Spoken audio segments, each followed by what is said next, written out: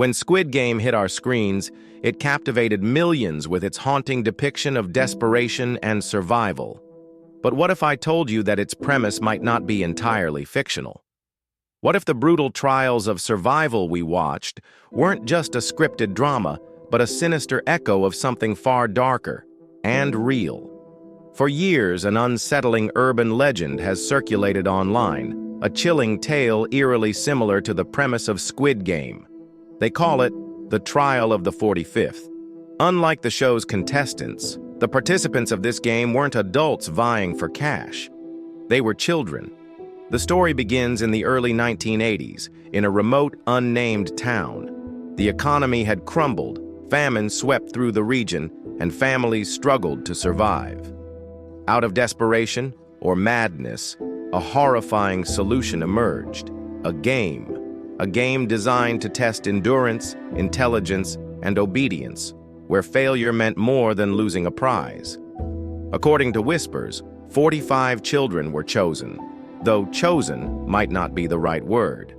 Most were forcibly taken from their homes late at night, their parents too frightened to intervene. The kids, aged between 7 and 12, were loaded into unmarked vans and driven deep into the wilderness, where an abandoned warehouse awaited them. Inside, the rules were explained. They would play a series of games, simple, innocent childhood games like red light, green light, and marbles. But here's where the legend takes its macabre turn. Losing a game didn't mean sitting out. It meant death.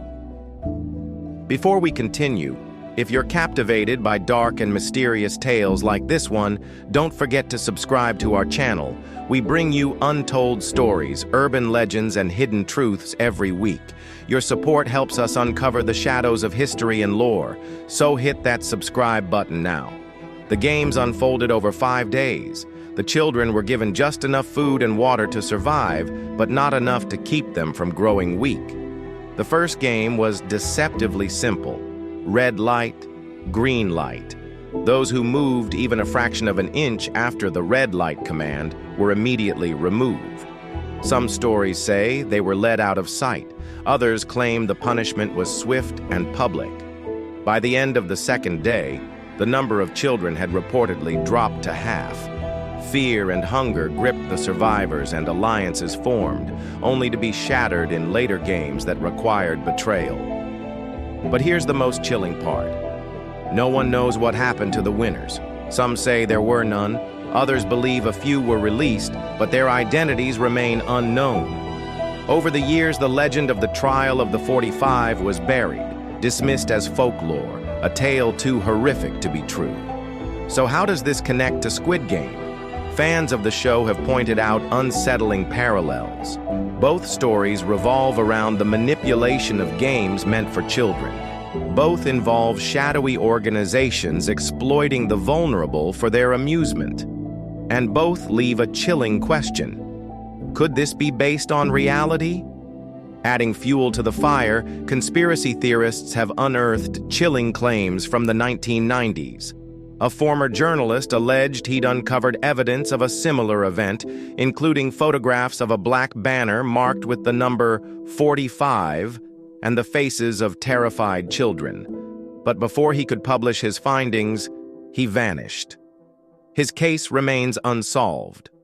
More recently, online forums buzzed with the account of a man who claimed to have escaped the warehouse as a boy. His story is fragmented and inconsistent. Some believe he's fabricating it for attention. But one detail remains hauntingly consistent: the sound of a single shrill whistle marking the start of each game. Is this legend a forgotten horror buried in history? Or is it nothing more than a modern myth, fueled by fear and imagination? The Trial of the 45th remains an enigma, its truth obscured by time and silence. But as we watch Squid Game and reflect on its brutal portrayal of human desperation, we can't help but wonder, was this chilling drama inspired by fiction or by something far more terrifying? Disclaimer: while this story is rooted in urban legends and speculative accounts, there is no verifiable evidence to suggest that such events occurred. Let this serve as a reminder to value and protect the innocence of children everywhere.